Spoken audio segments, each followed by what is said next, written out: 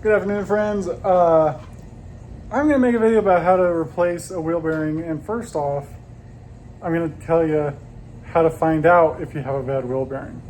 So today, when I was driving around, and this requires you to be in tune with your vehicle and listen to it. I was driving, and you know those really big, wide speed bumps that are in residential areas?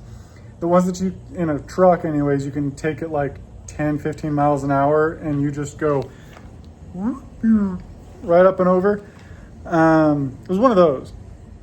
And I took it, and then I took a left-handed turn, and I started hearing like really bad noises. So I turned all the noises in the truck off and just kind of listened, and I'm like, okay, yep, something's wrong. I have experience.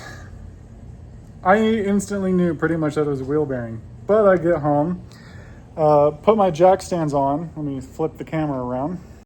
Put it on jack stands, and I thought I heard it from the driver's side. Turns out this side was bad. I'm gonna glove up and show you. All right, so easiest way to know if the wheel bearing is bad is just by going up and down. So you can hear it wiggling up and down. What's up, love? We'll see how long this camera angle works for. I already took most of the lug nuts off.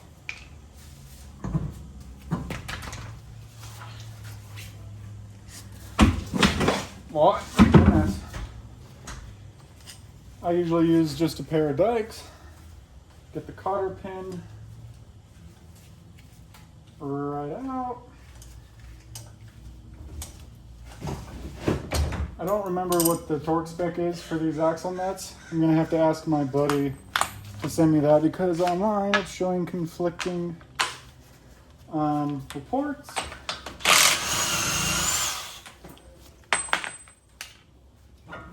That is nice and loose. I love not living in the Rust Belt. And by the way, if you haven't noticed already, by the title of the video, I am working on a 2007 Nissan Xterra, and I just locked the steering wheel. Okay, steering wheel unlocked. I had two of these hangers. Don't know where the second one went. The 32 millimeter is for the axle. Then there's a 19 mil for the brake caliper.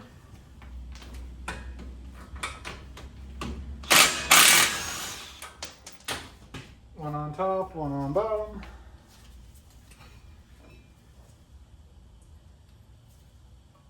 Hang it by the upper control arm. Come on, I replaced you a few months ago. Okay, well, hammer time. The wheel speed sensor also has to come out, and I'm not sure which size it is, so I brought a few different ones.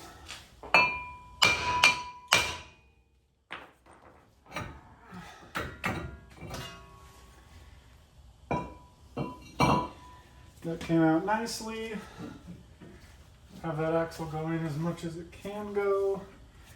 Now, I'm probably gonna have to get a swivel socket and then get on the back of this. I believe it might be a 19 as well. Smaller than a 19. I think it's an 18.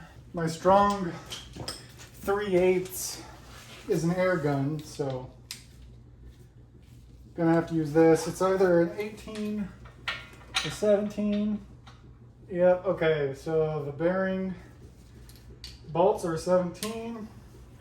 I got an adapter, 1/2 inch to 3/8. Don't get too hasty though. That feels like it's it. 5 millimeter. Sure is a 5 mil. Put that by the other bolts. Do I have? No, I'm probably going to change the camera angle here in a second. so you guys can get a better view of what I'm seeing. Because I feel like my big fat head is probably in the way. Maybe it wasn't the wheel bearing that was replaced. Maybe it was just the studs. Because this is on there pretty good. Unless the new ones have speed sensors with them.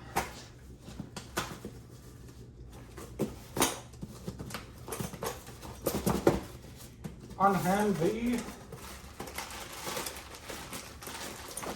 You know, would you look at that? The new one has a speed sensor, so I'm not gonna dick around with that no more.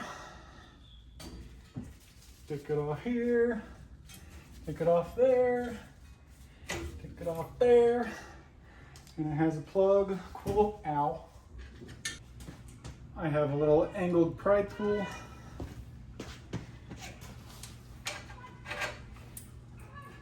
Should be able to just get it right up in here.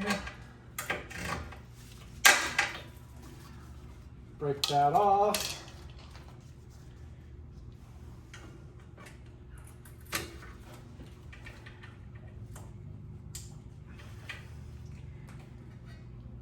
Oh man.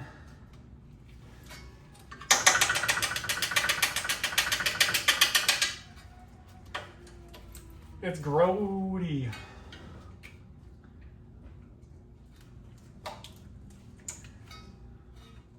And you don't really want to pull onto the wires themselves, because that can make some bad issues. Pull the terminals out. So I'm just slowly working, getting this out.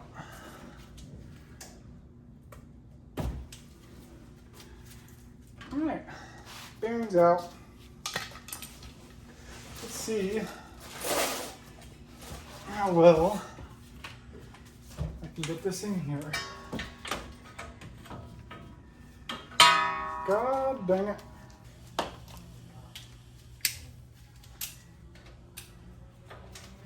I got a swivel on a swivel now. Bust that loose. Come to the other side. Can't see what I'm doing, but I'm on there.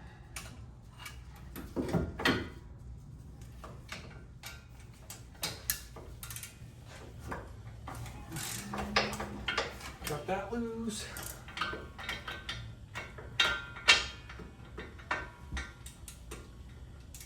Come on, turn.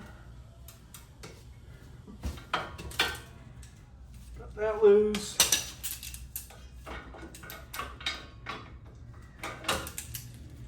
This one might be a bitch.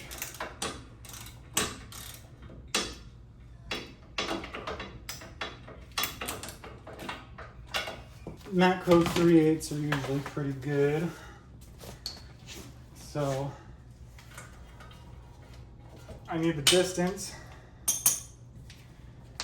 You know what? I'm gonna do what I said. I'm gonna change your guys' viewpoint.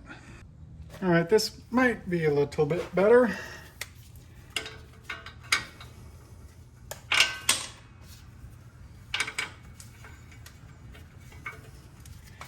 Why has it gotta be so muggy today?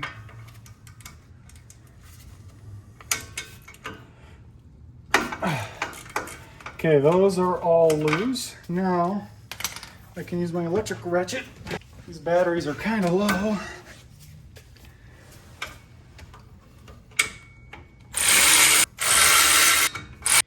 Let's just say I don't miss being a mechanic. Because I'm a sweaty pig. Yeah, that wheel bearing is awful. Oh, and I would usually use an air hammer to go and then I don't have that.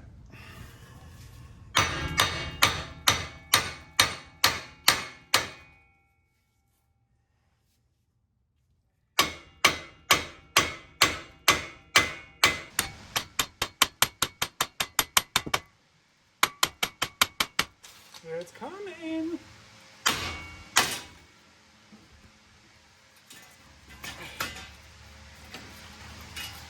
It's unfortunate I kind of bent this plate a little bit, but it's fine.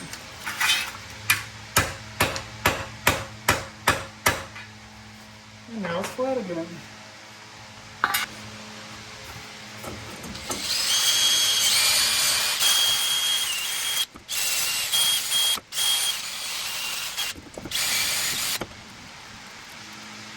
All right, and this is the side that the sensor is coming out of, so I know it faces this way. I'm gonna route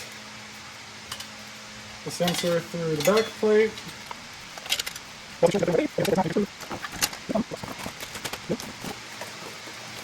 No new cotter pin.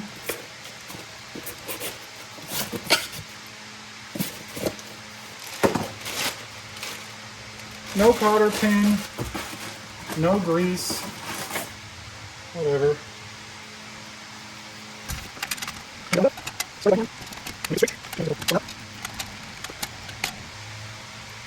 I got like a quarter of a thread on that side.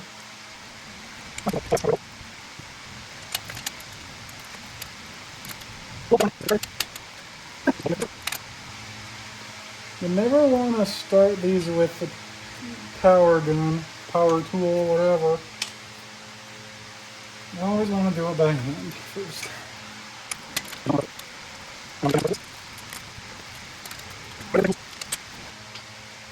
Just gonna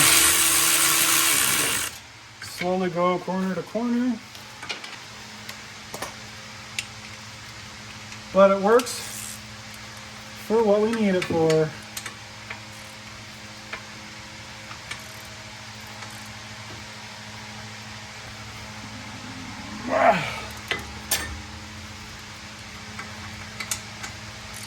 My girlfriend turned on the fan behind me. Oh man, it feels so much better. Okay, got that nice and tight. Axle nut. I still don't know what the hell the torque spec is supposed to be.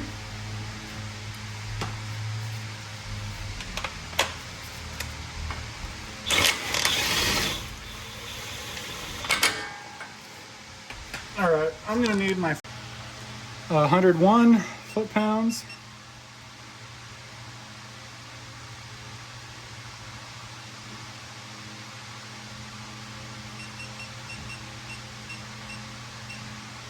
$101.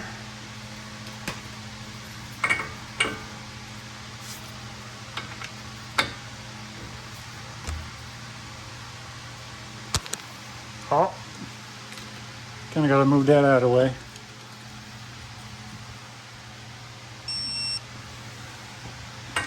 Got that to 108. Seems like it was not that tight, but I'll go for it. I don't have a new cotter pin, so old one is a Super Trooper.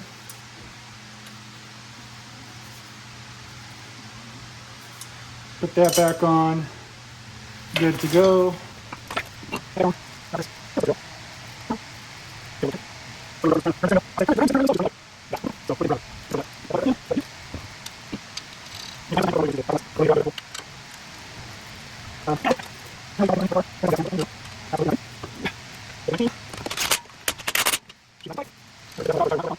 And ta-da!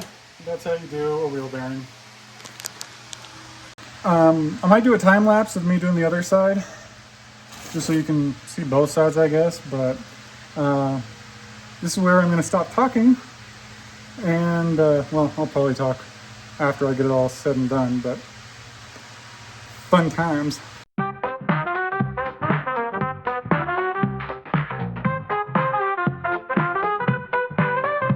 I gotta stop the time lapse because I realized we put on a random connector that was probably damaged on the old one or something. So what I'm probably gonna do is reuse this speed sensor so I don't have to resolder a bunch of bullshit for the new connector. So hopefully this sensor comes out easily.